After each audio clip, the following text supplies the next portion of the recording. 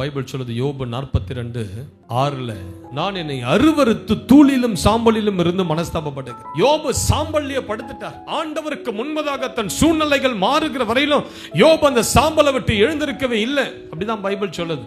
முதல் அதிகாரத்துல சாம்பல்ல உட்கார்ந்த யோபு தன் சிறையிருப்பு திரும்புற வரையிலும் தன்னை தாழ்த்தி தாழ்த்தி தாழ்த்தி தாழ்த்தி சாம்பலை விட்டு எழுந்து கொள்ளாமல் இருந்தார். யாக்கோபு 4:10 சொல்கிறது, கர்த்தருக்கு முன்பதாக தாழ்மைப்படுங்கள், அப்பொழுது அவர் உங்களை உயர்த்துவார். நான் சொல்றேன், இந்த ஜாதி பெருமை மட்டும் வந்துடக்கூடாது. நான் இந்த ஜாதி பிரதர், எங்க வீடு எப்படிப்பட்ட வீடு தெரியுமா, என் பிள்ளைங்களெல்லாம் நான் எப்படி வளர்த்திருக்கிறேன் தெரியுமா, நாசமா போயிடும் சீக்கிரத்துல எல்லாம். ஆண்டவருக்கு அதெல்லாம் அருவருப்பு. நான் ஏன் கேஸ்ட்ல தான் பிரதர் பையன் எடுப்பேன் பொண்ணு எடுப்பேன். கர்த்தருக்கு இதெல்லாம் அருவருப்பு. கர்த்தர் உங்களை பரலோகத்துல சேர்த்துக்க மாட்டார். கர்த்தர் உங்களை பார்த்தையே நீ ஏன் ஜாதி இல்லைன்னு சொல்லுவார். நீ பரலோகத்துல வாசல் நின்னு. நம்ம எல்லாருமே பரிசுத்த ஜாதி. ஒரே ஒரு ஜாதி தான் இருக்குது, பரிசுத்த ஜாதி. 1 பேதுரு 2:9 அந்தகாரத்தில் ஆச்சரியமான ஒளிக்கு வரவழைத்தவருடைய புண்ணியங்களை அறிவிக்கும்படி தெரிந்து கொள்ளப்பட்ட ராஜரிக கூட்டம், அவருக்கு சொந்தமான ஜனம், பரிசுத்த ஜாதி. ஒரே ஒரு கேஸ்ட் தான் கிறிஸ்டியானிட்டில, ஹோலி கேஸ்ட். யாராவது உங்களை என்ன ஜாதின்னு கேட்டா